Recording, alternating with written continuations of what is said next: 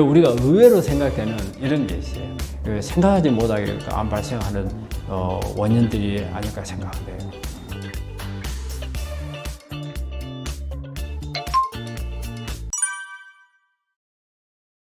우리가 의외로 생각되는 이런 게 있어요.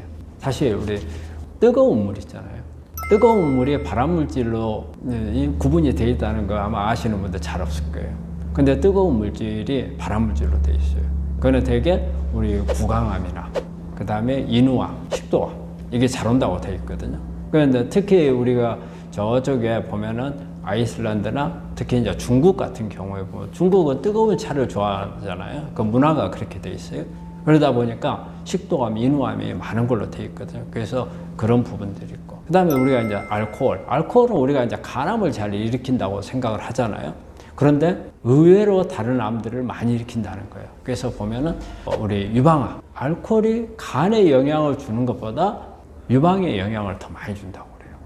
그래서 유방암에 그 영향을 주는 게 일주일에 한 잔밖에 안 마셔도 15% 정도를 암 발생률을 높인다고 그래요. 그래서 유방암 같은 것도 영향을 주고, 그리고 식도암, 위암에도 영향을 주고, 그리고 신장 방광암에도 영향을 준다고 그래요. 그래서 알코올이 의외로 그런 부분들을 일으키는 물질이고, 주방에서 이제 나오는 이제 연기 있잖아요. 미세먼지 이런 부분들이 요즘에는 특히 어때 폐암 중에서도 비흡연자들 폐암은 그 원인이라 하거든. 그러니까 우리가 집안에 보면은 막 연기가 나도 뭐 그냥 조리하고 그런데, 그래서 특히 요즘에 그 학교 급식에서도 그런 부분들이 상당히 말이 많이 나오고 있잖아요.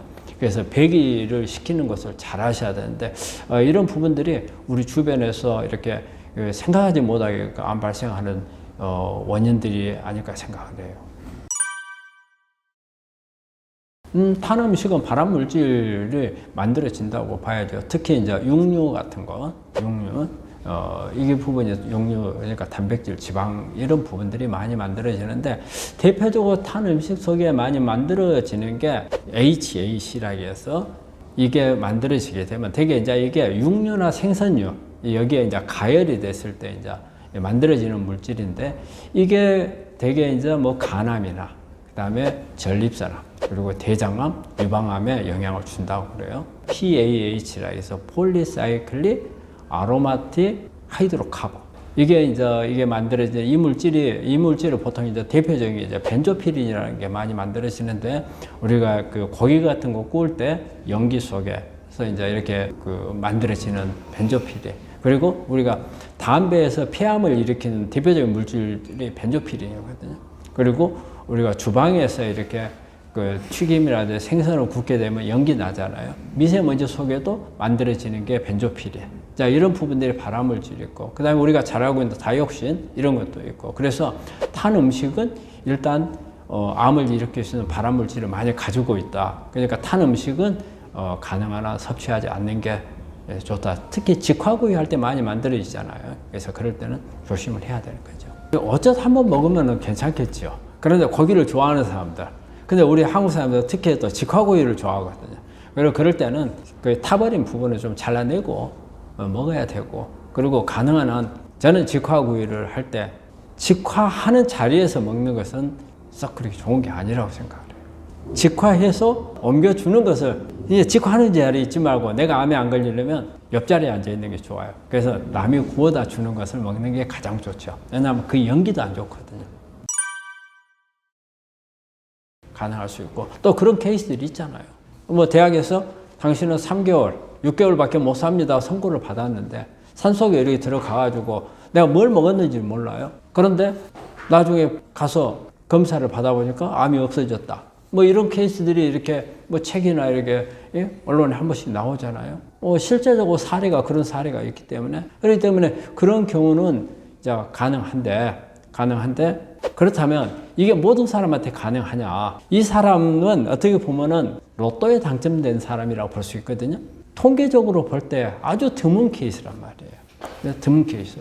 그런데 그런 케이스는 있을 수 있어요. 그러면 어떤 경우냐? 어떤 특정한 곳에 가서 먹었던 음식이라든지 생활하는 방식에 있어서 내가 내 몸에서 생기는 암에 대해서 가장 치명적인 영향을 줬던 부분들을 개선을 시켜버린다는 거죠. 그러면은 이 개선하는 것은 면역도 될 수가 있고, 또 어떤 유전자를 계속 가장 영향을 많이 줬던 유전자를 꺼버리는 수도 있고, 그리고 그 외 환경이라든지 이런 부분들을 개선이 돼서 그래 될 수는 있죠. 그런데 우리 환자분들이 위험한 게 뭐냐면 이걸 자주 이게 된다고 생각한다는 거죠. 근데 그렇지 않다는 걸 생각을 해야 돼요.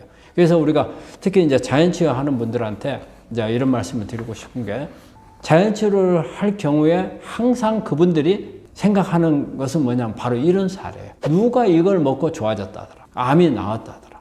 근데 그럴 확률이 로또라는 걸 생각하셔야 돼요. 정말 1000명 중에 하나, 10,000명 중에 하나 이런 케이스가 있다는 것을 생각을 하셔야지, 항상 몇 명이 이걸 치료해서 몇 명이 좋아졌는가를 봐야 되는데 그걸 보지 않는다는 거죠. 이게 위험 요소예요. 그래서 우리 암 환자분들은 이런 부분들에 대해서 주의를 하셔야 돼요.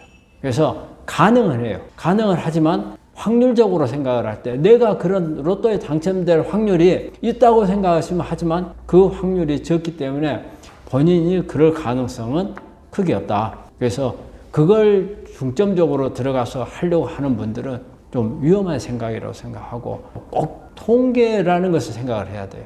그 점을 꼭 주의하고 하셨으면 해요. 좋아하는 음식 먹는 게 맞아요. 그런데 누가 좋아하는 거냐? 저는 이제 우리 환자들한테 그래요. 입하고 뇌가 좋아하는 음식이냐, 아니면은 내 몸이 좋아하는 음식이냐, 그게 중요한 것 같아요. 되게 우리가 음식 습관을 참 고치기가 힘들어요. 우리 그 뭐 탄산음료 좋아하는 사람들은 탄산음료 끊으면 난리가 날 것 같잖아요. 그거는 머리하고 입에서 막 땡기는 거죠. 그런데 그게 좋아하는 음식인지. 그런데 사실은 좋아하는 것은 내 몸이 좋아하는 음식을 먹어야 된다. 그러면 내 몸이 좋아하는 음식하고 입이 좋아하는 음식은 다르기 때문에 그건 구분을 잘해야죠. 내가 먹고 싶었던 음식, 지금까지 살면서 먹고 싶었던 음식을 먹었다가 어떻게 됐어요? 암에 걸린 거잖아요. 이거는 내 입이, 그 다음에 머리가 좋아했던 음식이었다는 거죠. 그러면 이제 지금부터는 좋아하는 음식을 바꾸자. 내 몸이 좋아하는 음식. 그래서 좋아하는 음식은 맞아요. 하지만 내 몸이 좋아하는 음식. 그래서 약이 어때요? 약은 입에는 쓰나 몸에는 달다. 뭐 이런 말을 하듯이, 그래서 몸이 좋아하는 음식을 먹어야 된다 생각합니다.